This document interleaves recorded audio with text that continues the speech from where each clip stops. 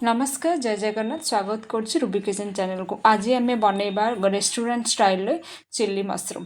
तो chilli mushroom बनवाई मुझे छतु नहीं जाइए किछिटा ग्रीन कैप्सिकम येलो कैप्सिकम आउ रेड कैप्सिकम आउ गोटे अदा को छोट छोट कर काट नहीं रसुण आउ पियाज को देखो यही सैज रे आप जेहेतु आम चिल्ली मशरूम बनाऊे आप सैज रे काट ने।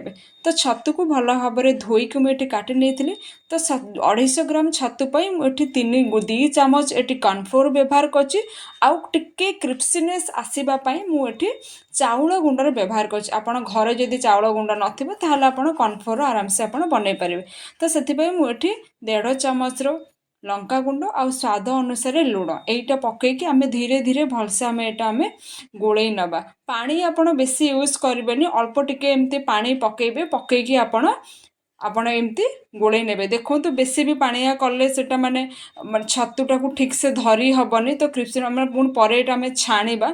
देखो तो कौ टाइप रे मु गोलौची आपण एई टाइप रे ही बेसी ही पानी देबेनी अल्प टिके टिके छिंची छिंची आपण एमती गोलैकी आपण एमती ही गोटे माने माने गोलैकी आपण एई टाइप रे आपण छतु को बनेबे। तापर मुठी तेल को मु पूरा भाव में गरम करी नै जाइथिली। तापर छतु को एठी मु भल भाव में पकईकि आम पूरा कड़मड़ करके आपण ताकू छाणी नेबे। देखो तो मु केमती छाणुची एठी।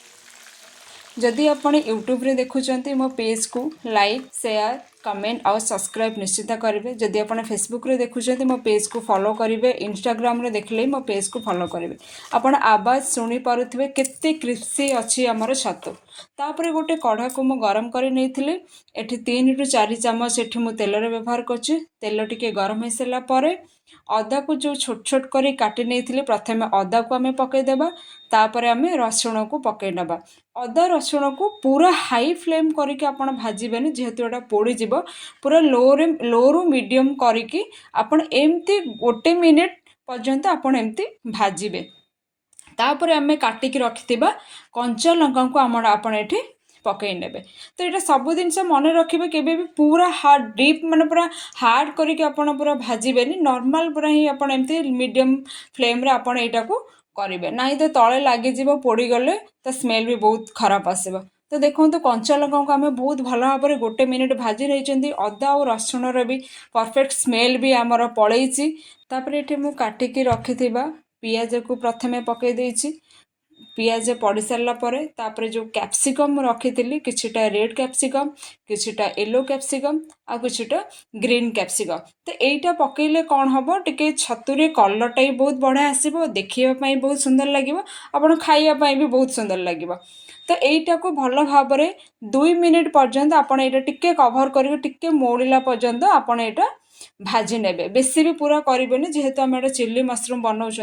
तापर सॉस पकेइबा। तापर एठीटा मु सोया सॉस पकईछि 1 चामच सोया सॉस 1 चामच चिल्ली सॉस आउ 1 चामच टमाटो सॉस ए 3टा को आम भल भाव में पकई नबा। तापर एठी आपण 1 चामच भिनेगार मु एठी व्यवहार करुछि। एटा को पकई देके भल भाव में आम गोलई नबा। मु जो छतु को जो मु जगार मुटा मु गोलई थिली तो सेई जगार ही जेतिक ही कॉर्नफ्लोर थिला सेई कॉर्नफ्लोर रे मु सेई पानी गोलई के ही पकई। जदि भी आपनकर एटा बळी नथिबो 1 चामच कॉर्नफ्लोर पकेइबे सेथिरे अल्प टिके पानी पकेइकी आपण सेटा गोलई की आपण एथिरे पकई नेबे। पकईकी देखो तो यहाँ भल भाव में आपड़ एमती गोलई नेबे। एटा टिके हो सारा पर तापर छतु को जो भाजिकी रखी तापर आम छतु भजा को आम एठी पकई नबा। पकई नहीं कि आपड़ सांगे सांगे आप गोलई नेबे। गोलई नहीं कि आपड़ देखो ये भी आपड़ गैस को आप ऑफ करें। आमर बेसी यहाँ कर ही ना सब जिनस आमर परफेक्ट हो जाइए। तापर किछिटा धनिया पत्र पकईदेली ये टिके मु राति रे ही शूट करूँ टिके लाइट रे टिके प्रोब्लेम आसी ना तो मुझे जो जो प्रोसेस रे कहूँ आप से प्रोसेस रे कले पूरा आप ढाबा रेस्टोरेंट स्टाइल आप घरे चिल्ली मशरूम बने कि खाइबे देखिए बहुत ही टेस्ट होता। आप निजे खातु खुआतु आ मो पेज को सब्सक्राइब करने जमा भी भूलें। रही नमस्कार जय जगन्नाथ।